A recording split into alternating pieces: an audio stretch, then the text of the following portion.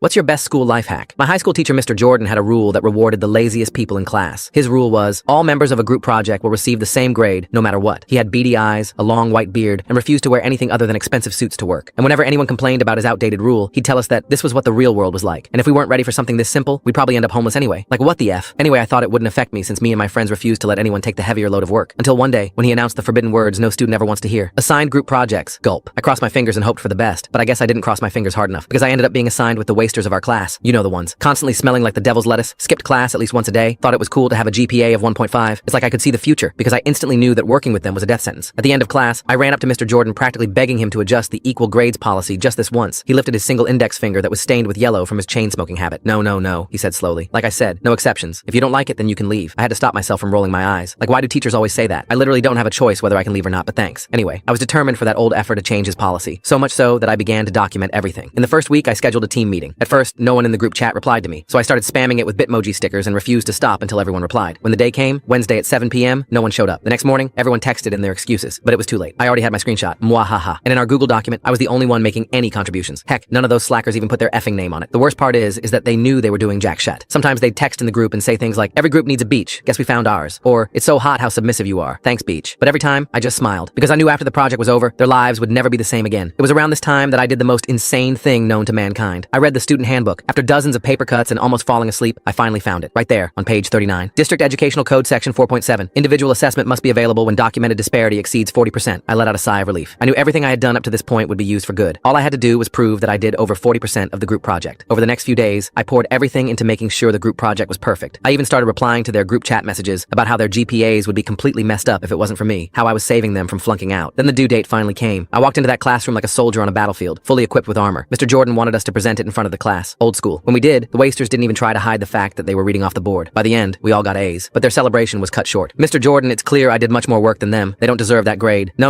he interrupted. All group members in a project will receive the same grade no matter what. I smirked and put up another slideshow on the board. One no one was expecting to see. It started with the rule I had found. Mr. Jordan sat back in his chair like he was impressed. The color drained from the waster's face. I put up every screenshot from the group chat messages, the Google Doc file history, and even included selfies of me doing my group project alone. So I think I've made it clear that I did over 40% of the work. Mr. Jordan walked over to his desk and grabbed the manual from his drawer. He reread the section I had quoted before looking up. In 25 years as a teacher, I've never had a student actually read this thing. He cheered. You're the first student to prove me wrong. His face was beaming with pride, as if he was really impressed. He gave me an A+ and failed the rest of my group chat. I smiled. The slackers ended up flunking out because of how low their grades were. I thought I had won. But the next day when I came to school, I was cornered. Not by the slackers, by the police. They had found bags of blow in my locker. Full story on channel, link below.